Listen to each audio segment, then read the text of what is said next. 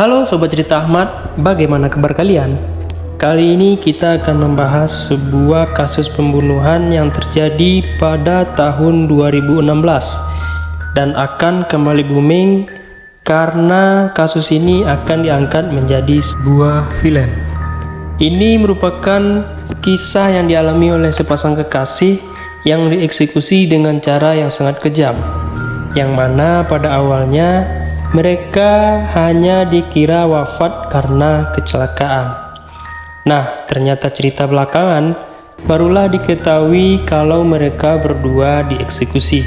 Bagaimana cerita selengkapnya tentang kasus wafatnya sepasang kekasih yang bernama Vina ini? Langsung saja kita bahas di Cerita Ahmad. Bagi Sobat Cerita Ahmad yang baru join di channel ini, silakan di subscribe, like, dan share ke sobat-sobat lainnya supaya tidak ketinggalan cerita dari Cerita Ahmad. Oke, kita langsung masuk ke ceritanya.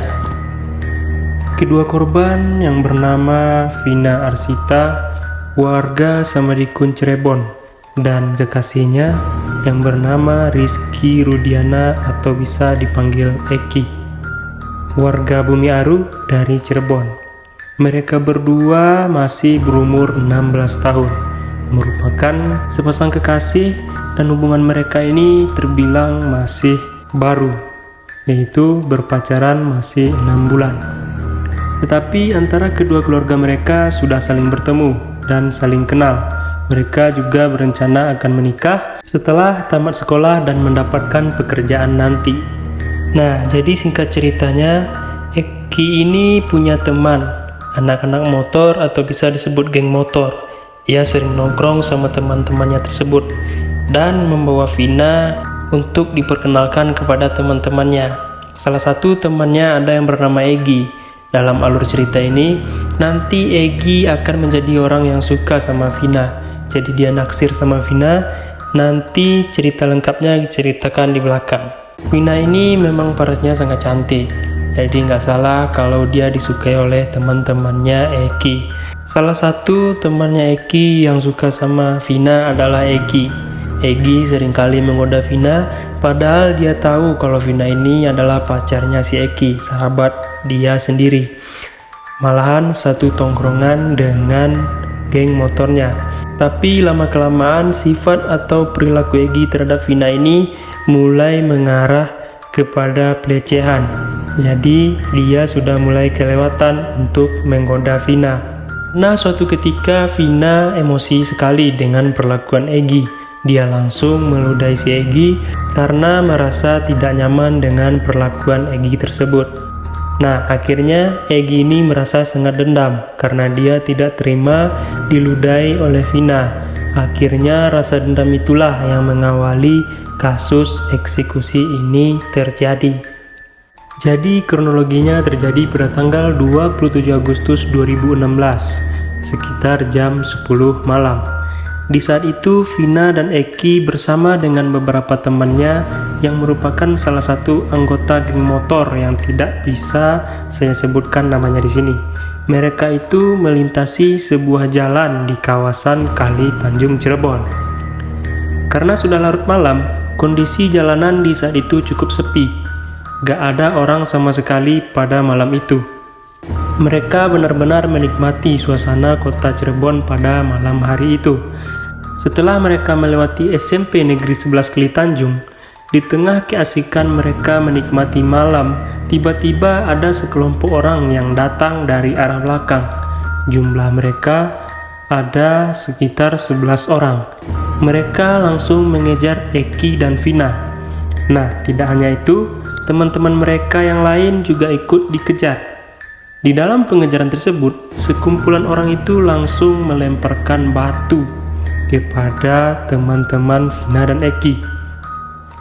Nah, di saat itu Eki dan Vina serta teman-temannya kalah jumlah dan mereka tidak mau cari ribut. Akhirnya mereka kabur dari kejaran geng motor tersebut. Mereka kabur terpisah dan anehnya geng motor tersebut tidak mengejar teman-teman Eki dan Vina, melainkan hanya mengejar Eki dan Vina. Benar-benar tujuan mereka hanya Eki dan Vina. Vina dan Eki berhasil dikejar oleh geng motor tersebut setelah dipepet menggunakan sebilah bambu, sehingga mereka berdua terjatuh, tepatnya terjadi di flyover Kepompongan, Kecamatan Talun, Cirebon. Setelah mereka berhasil ditangkap, lalu setelah itu Eki dan Vina dianiaya menggunakan sebilah bambu tadi sampai lemas dan tidak sadarkan diri. Kondisi jalan di saat itu benar-benar sepi, gak ada yang melihat dan juga tidak ada yang membantu. Setelah Eki dan Vina benar-benar lemas, mereka langsung diseret ke atas motor dan dibawa ke tempat yang sepi untuk akhirnya dieksekusi. Lokasi eksekusi tersebut adalah di Jalan Perjuangan, Kota Cirebon. Lokasi tersebut sangat cocok untuk mengeksekusi karena itu merupakan sebuah lahan tanah kosong, tepatnya di depan SMP Negeri 11 Kalitanjung. Nah, di saat itu Eki dan Vina dibawa ke sana dan mulai dihabisi oleh geng motor tersebut. Benar-benar babak belur. Awalnya target geng motor ini hanya si Eki doang. Jadi mereka itu memukuli Eki tanpa ampun sampai Eki benar-benar tidak melawan dan akhirnya wafat di tempat. Setelah itu Vina berada tepat di sebelah jasadnya Eki. Dia tidak bisa apa-apa karena semua eksekutor di sana itu adalah laki-laki, yang otomatis tenaganya Vina gak mampu untuk melawan para geng motor tersebut. Akhirnya pun Vina menjadi bulan-bulanan mereka. Di saat itu Vina yang lemas itu sempat bangun tersadar dan salah satu eksekutor mengambil kesempatan untuk membenturkan kepala Vina ke salah satu motor yang mereka bawa. Nah, belum puas dengan hal itu, mereka kembali membenturkan kepala Vina ke tanah. Ada yang bilang ke aspal katanya. Terus yang kejam banget, mereka tuh mengambil sebilah balok dan memukul di bagian kepala Vina. Lalu mengambil motor dan melindas bagian kaki sampai berulang-ulang. Yang lain itu masih pada fokus ke Eki. Sementara salah satu pelaku atau eksekutor yang fokus kepada Vina hanya si Egi, karena dia yang benar-benar dendam terhadap Vina. Egi di saat itu memanfaatkan situasi. Di saat Vina ini masih bernafas, dia mencoba untuk memperkosa Vina. Dia mengajak semua eksekutor untuk bergilir memperkosa Vina. Setelah mereka puas memperkosa Vina, barulah akhirnya mereka mengambil balok, langsung dihantam di bagian kepala Vina. Vina pun wafat di tempat. Setelah mereka mengeksekusi kedua pasangan ini, barulah mereka panik mencari cara agar menghilangkan jejak mereka. Nah, akhirnya mereka punya ide untuk membuat skenario seolah-olah hanya kecelakaan tunggal. Mereka langsung membawa jasad Eki dan Vina ke tempat terakhir mereka tertangkap, yaitu di flyover Kepompongan. Saking sepinya lokasi tersebut, mereka sampai bisa merekayasa kejadian dengan cara membuat seolah-olah Eki dan Vina menabrak trotoar, hingga kecelakaan fatal pun terjadi. Terus di sana juga terdapat yang lampu yang mereka manfaatkan untuk skenario tersebut. Lalu jasad Eki dan Vina langsung digeletakkan dan ditinggalkan di jalanan flyover Kepompongan tersebut. Singkat cerita, keesokan harinya tepat pada tanggal 28 Agustus 2016, seorang pengendara melintasi flyover Kepompongan. Mereka langsung melihat ada dua jasad yang tergeletak di sana, beserta dengan motornya. Langsung dia melaporkan kejadian tersebut kepada pihak kepolisian, dan pihak kepolisian datang langsung ke TKP. Sesampainya di TKP, pihak kepolisian melihat kondisi TKP yang sebenarnya sudah direkayasa. Namun di saat itu pihak polisi langsung menyimpulkan kalau itu merupakan kecelakaan tunggal. Jasad Eki dan Vina langsung diangkat dan dibawa ke rumah sakit setelah akhirnya diserahkan kepada keluarga masing-masing. Di saat itu pihak keluarga tidak berpikir apa-apa, tidak ada kecurigaan, mereka sudah ikhlas dengan kepergian Vina dan Eki, terutama keluarganya Vina. Lalu kejanggalan mulai terlihat ketika jasad Vina dimandikan. Yang pertama kali melihat kejanggalan adalah nenek Vina. Jadi neneknya waktu itu memandikan jasad Vina dan melihat lukanya itu sangat aneh. Sebuah luka yang didapatkannya seolah-olah dilakukan secara berkali-kali, juga dihantam secara berkali-kali. Karena logikanya, kalau memang ini kecelakaan tunggal, sudah pasti lebamnya itu ya lebam biasa atau lebam hantaman sekali doang. Tapi lebam dan luka yang dialami oleh Vina itu sangat aneh sekali, terutama di bagian kakinya. Karena seperti yang kita tahu, merupakan luka bekas dilindas secara berulang-ulang. Wajahnya juga aneh, wajahnya itu seperti dihantam secara berkali-kali menggunakan benda tumpul. Padahal kalau memang tertabrak tiang listrik, ya mungkin tidak seperti itu luka yang dialami Vina. Namun neneknya mencoba untuk membersihkan pikiran, berpikir positif dan mengikhlaskan semuanya. Sampai pada akhirnya jasad Vina pun dimakamkan di TPU Kisangu, Desa Jadi Mulia, Kecamatan Gunung Jati, Cirebon. Namun ternyata pihak kepolisian itu tidak semerta-merta langsung menyimpulkan kalau itu adalah kecelakaan tunggal.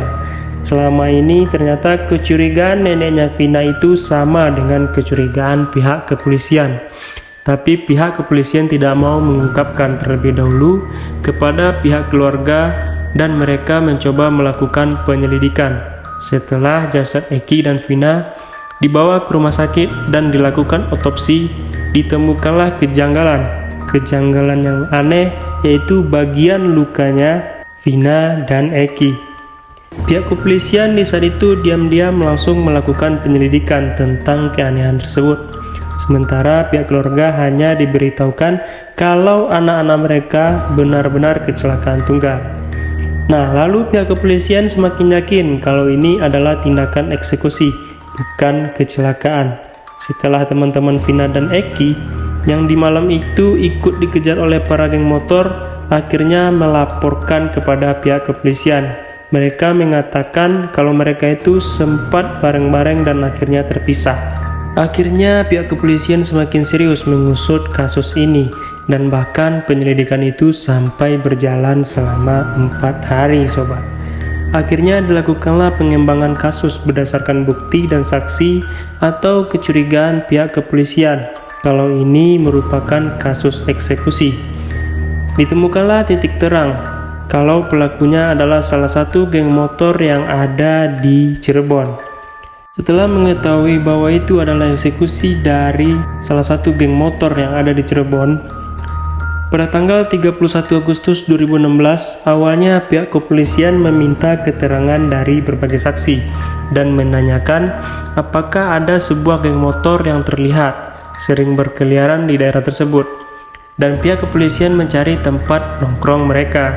Akhirnya polisi bisa mendeteksi keberadaan geng motor tersebut.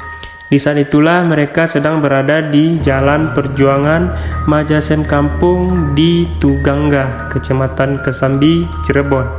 Polisi langsung melakukan pengejaran.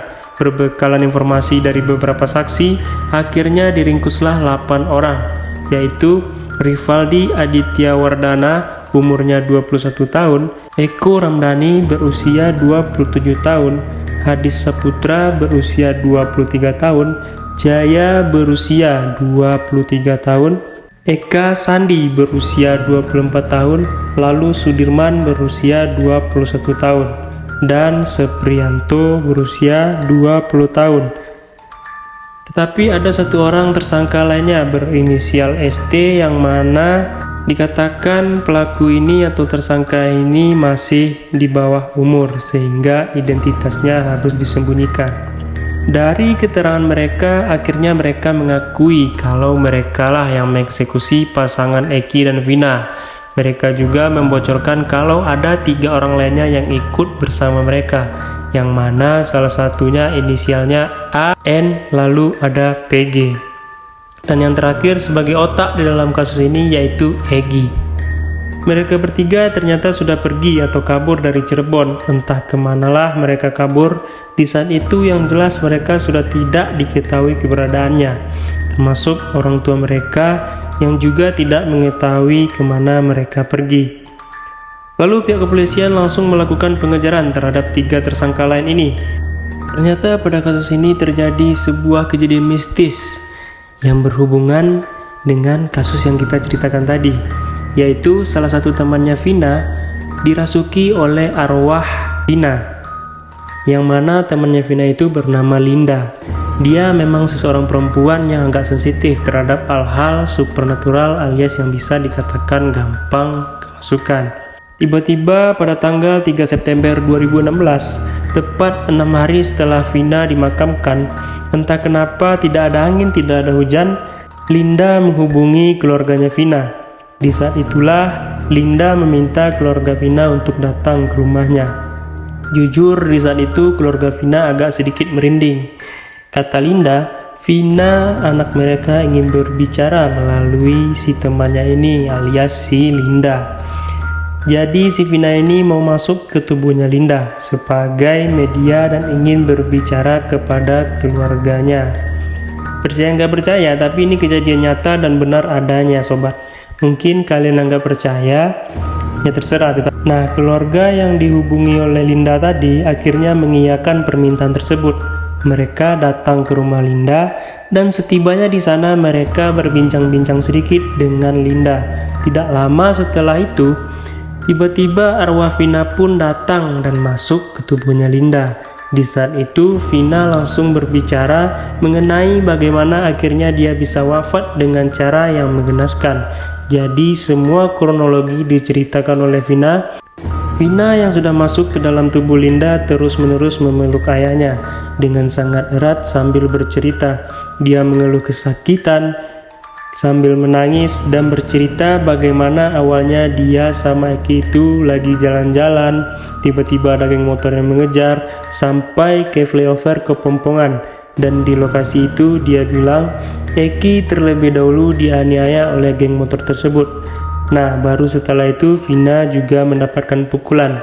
Setelah mereka lemas, mereka dibawa ke sebuah lahan kosong di depan SMP Negeri 11 Keli Tanjung.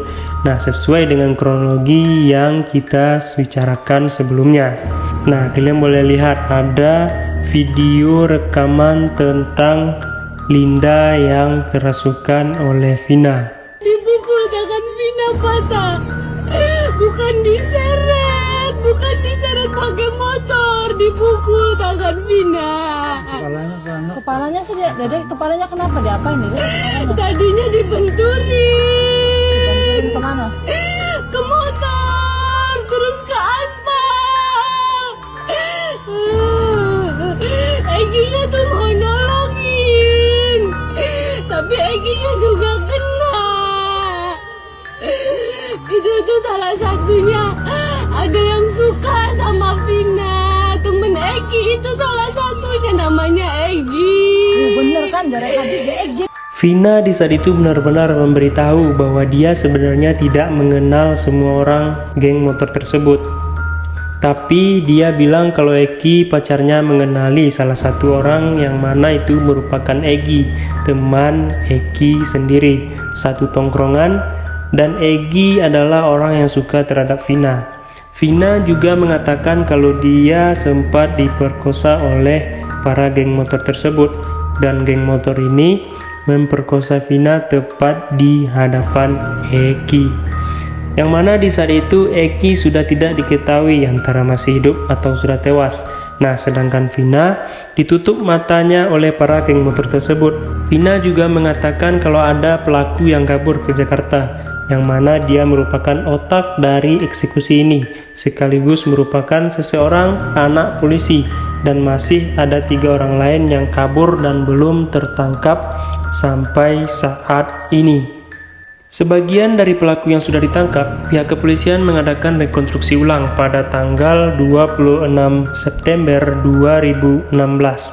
7 anggota geng motor tersebut diminta untuk memperagakan kembali aksi mereka. Namun tiba-tiba mendadak mereka tidak mau melakukan rekonstruksi tersebut. Dari 28 adegan yang disiapkan oleh Polda Jabar, para pelaku ini baru memperagakan hanya 7 adegan saja. Nah, penolakan melakukan adegan tersebut dilakukan oleh para tersangka karena mereka berubah pikiran. Mereka bilang bukan mereka pelakunya. Bukan mereka yang melakukan penyiksaan terhadap Vina dan Eki hingga mereka berdua wafat atau tewas di tempat. Akhirnya pihak kepolisian yang di saat itu harus mengejar waktu harus melakukan rekonstruksi dengan peran pengganti.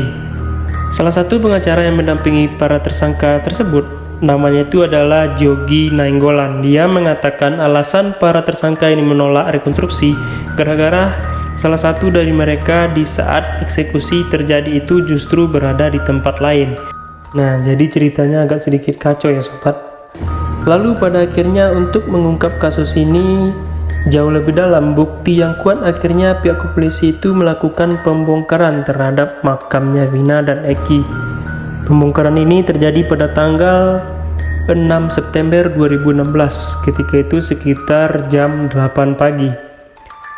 Tim dokter forensik Rumah Sakit Bayangkara dan Disaster Victim Identification atau DVI tiba di pemakaman Eki dan Vina. Nah, di sana pihak bertugas dibantu oleh para penggali kubur. Dan kedua jenazah diangkat lalu dibawa ke sebuah tempat tertutup untuk dilakukan autopsi ulang. Autopsi baru selesai sekitar jam 11 siang dan benar saja hasil autopsi itu benar-benar memperlihatkan beberapa luka di sekujur tubuh kedua korban bukan disebabkan oleh kecelakaan, tapi merupakan aksi eksekusi. Dan bahkan di alat vitalnya Vina ada sebuah jejak yang menandakan kalau Vina ini memang diperkosa. Nah, lalu akhirnya 7 tersangka ini tidak bisa mengelak lagi. Mereka pun harus menghadapi persidangan sembari beberapa tersangka yang lain masih dalam pengejaran. Dari beberapa tersangka yang ditangkap, terdapat salah satu anak yang masih di bawah umur, yaitu berinisial ST, di mana persidangan ST terlebih dahulu dilaksanakan, yaitu 10 Oktober 2016, yang dimana pengacara dari ST yang bernama Titin Prialianti, dia percaya kalau ST yang masih di bawah umur ini merupakan korban salah tangkap pihak kepolisian. Dia mengatakan kalau di dalam BAB nama ST ini tidak disebutkan, sehingga dia yakin kalau ST adalah korban salah tangkap. Dia juga menjelaskan di saat proses penangkapan tersangka yang lain, ST di saat itu sedang mengantarkan motor pamannya yaitu Eka Sandi yang baru diisi bensin oleh ST, dan motor tersebut diantarkan atas permintaan Eka Sandi yang ternyata juga ditangkap sebagai tersangka atas eksekusi Vina dan Eki. Nah, jadi bisa dikatakan pamannya yang bernama Eka Sandi ini yang melakukan, ST ini kemungkinan kena getahnya. Lalu dia semakin menekankan ST di saat itu tidak berniat dan tidak bermaksud untuk mengeksekusinya, hanya ingin mengantarkan motor dan akhirnya mau tidak mau berada di lokasi. Untuk mendukung alasan tersebut, akhirnya pengacara dari ST yaitu Titin menghadirkan 6 saksi yang mengetahui aktivitas ST pada tanggal 27 Agustus 2016 dari jam 4 sore sampai keesokan harinya jam 3 dini hari.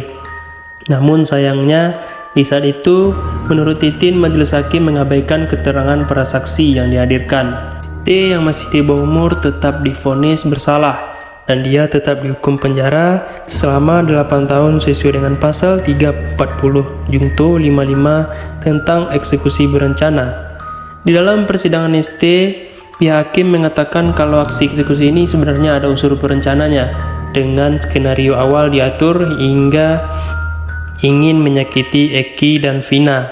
Hal ini dibuktikan dari temuan pihak petugas adanya sebuah SMS atau chat yang datang dari salah satu tersangka yang masih buronan, yaitu Egi, yang mana Egi memprovokasi semua tersangka untuk menyerang gengnya Eki.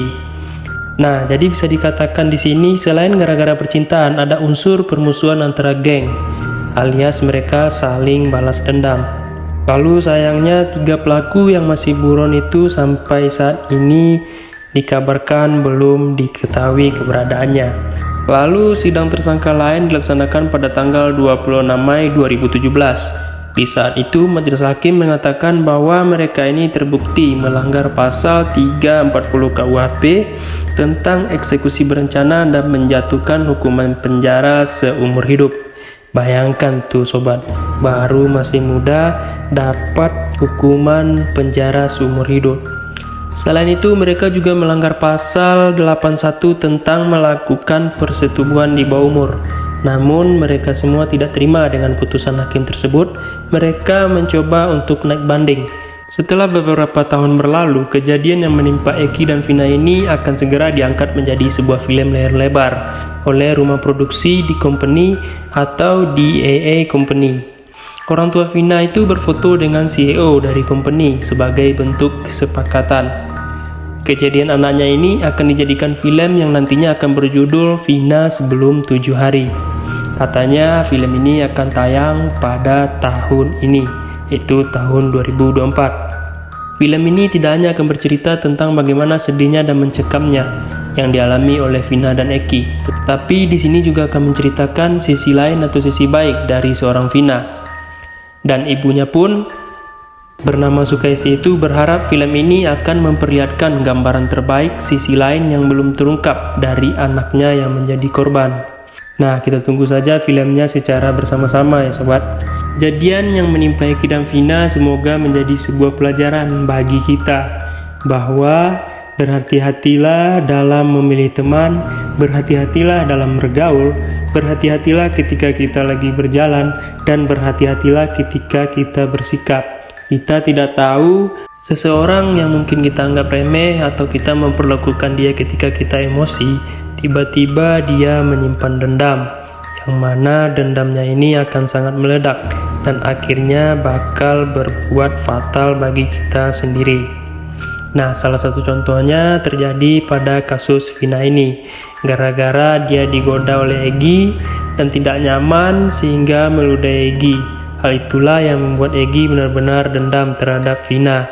Sehingga Egi akhirnya mengajak teman-temannya untuk mengeksekusi Vina dan Egi, si pacarnya Vina.